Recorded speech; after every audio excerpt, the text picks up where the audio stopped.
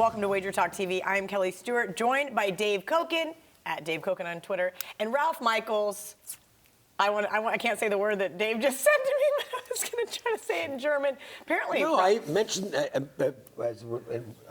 talking about Ralph taking German classes when he was a kid, and I mentioned that I know somebody who had a dog and named the dog Schweinhund.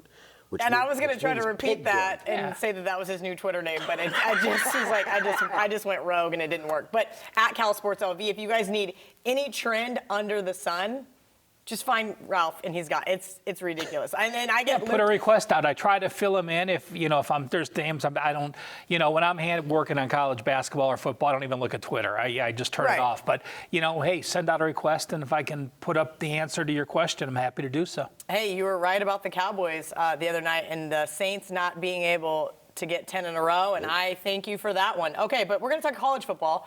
Alabama -14 versus the Sooners. Round one of the college football playoff here. Really interesting total, 79, and I get it.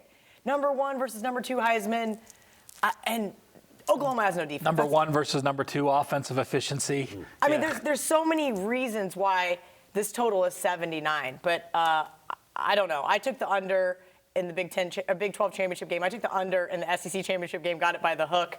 I feel like the bookmakers made this line super sky high because they knew they were going to get money on the over. That's the thing. I mean, the bettors are going to fire on the over, and they've been collecting the money on most of those bets. So I can see that. Look, Alabama might get to 50 by themselves in this game. It's not a good matchup for Oklahoma. Look, I know Alabama struggled with Georgia. If Georgia kicks that field goal, Alabama doesn't win the game. But the fact is they did, and Jalen Hurts came on and played absolutely great after Tua got hurt. There's just this team, they're a monster. And that was as bad as they can play, and they still found a way to win the game. And Oklahoma's going to score some points, but Oklahoma's not going to get their usual number of points in this game. They're not putting up a 40 on this team. Not on the Alabama defense. No. See, this is where it gets tricky for me. So a couple of weeks ago, I talked to John Murray over at the Westgate before we knew who was going to be in the top four, but we had a general idea. He told me this game was going to be 17 and a half. So when it opened 14, I'm going, wait, should I be betting Alabama here? My projection of the game is 20. Oh, wow. Ralph, I agree. I mean, you look, Bama and Oklahoma are 1-2 in offense, and Bama struggled a little bit in Georgia. And if you remember, we talked a couple weeks about videos. My concern was what happens if Bama's close at the half? Tua's going to play under pressure, and he didn't play well. But at least he has that game under his belt now. And, if he doesn't come back healthy, we know Hurst can move the team and be fine. But you look at Oklahoma's defense, it has been atrocious. You want to talk about a team playing in a playoff. Their defensive efficiency rank, number 91, a 91st defense in the playoff. I think the worst defensive efficiency team to ever make the Final Four was in the 20s, and this team's number 91. I agree with Dave. Bama can get to 50 easily, and are you going to be able to score 35 against Bama? I don't think so either. So this is my hang-up with not playing the side yet is if Georgia's offense was able to give Bama's defense fits, so to speak, what is Kyler Murray going to be able to do? I don't know. Georgia has the run game, though, to go with the pass game. And look, Kyler Murray's great, okay?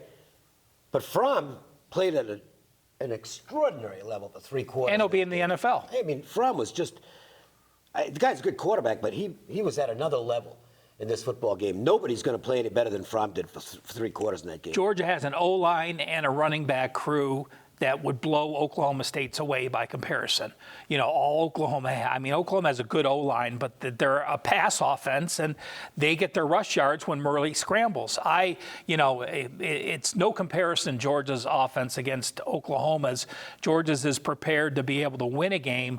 Oklahoma's offense is there to be very high scoring, but the defense is all the difference in the world. So bottom line, Alabama or pass? Alabama. I'm not passing the game. I'm playing Alabama. Okay. Yeah, awesome. I agree. And we saw some early fluctuation. If you can get it now and you're going to get a little Oklahoma swing from somewhere and it gets under 14, jump on it. And then I think you can wait a while because people are going to look at that Oklahoma game not covering and say, well, look, OU can score on anyone. And I think there's a time somewhere where you may be able to grab that 13.5. If you do it right away. Awesome. Good stuff from both guys. Guys, are you a member of the WagerTalk Text Club? It's 100% free. Just text WagerTalk to 33222 and get a $10 coupon for signing up, plus free picks and other special offers.